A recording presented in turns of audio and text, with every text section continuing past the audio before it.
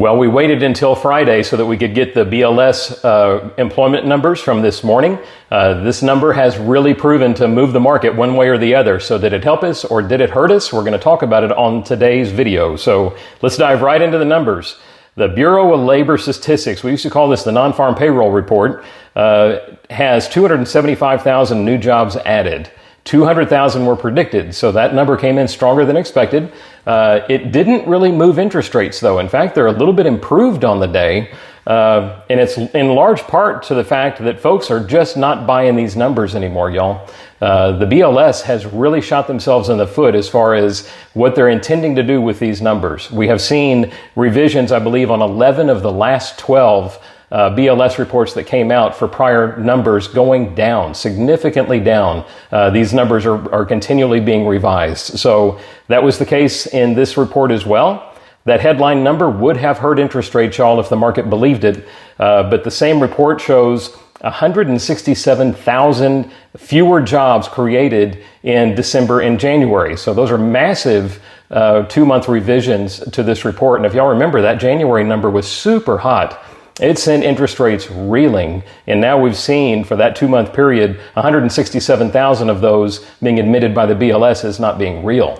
So that number, the BLS report is really losing quite a bit of its sting just due to these massive revisions.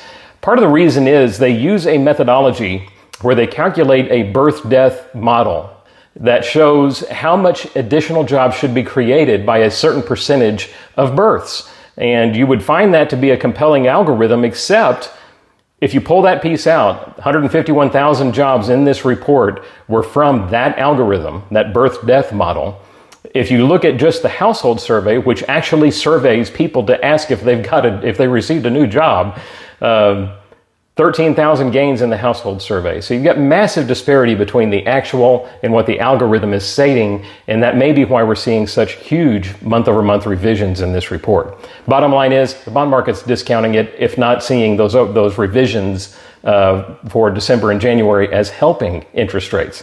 Anything that shows slowing in the labor market, y'all, and we are down significantly year over year if you just look at total jobs created. We're sitting in far worse shape from a labor standpoint today than we were 12 months ago as far as the rate of increase and jobs growth is concerned. So the jobs market is slowing down when you filter through some of the nonsense in this report. Add to that the Powell testimony this week that essentially gave the markets no reason to doubt that the Fed's going to continue on their plan. We expect the market is expecting the Fed to have its first cut in June. That's where the pricing models currently have that first cut occurring. Powell didn't really say anything in his testimony before the House and the Senate this week that would have reset the stage for that. And as we've said many times, Powell has been fulfilling, for the most part, market expectations around these things. So if he wanted the market to have a different expectation, he likely would have said something to indicate that. He did not. Bond market likes it. That's why we've seen interest rates come down this week. So let's talk about the numbers.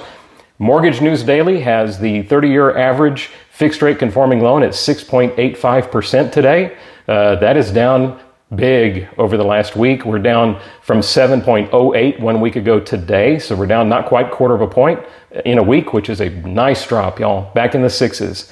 6.97 is where we were 30 days ago. So we're actually below our 30-day moving average, which is nice. You got to go back 5 weeks. You got to go back to February 1st to find rates as low as they are today. And that's awesome, y'all. I locked a government loan yesterday in the 5s. Now that borrower's paying a little bit of discount to get there, but it's nice to know that we can get there. In any event, hope this information is helpful for you and for your clients. Nice to see a nice downturn in rates this week. Hopefully that trend will continue. Y'all stay blessed, stay safe, have a wonderful weekend. And if there's anything that we can do to help you, we are honored by your referrals. You got all my contact information on the screen. We will talk to you next week.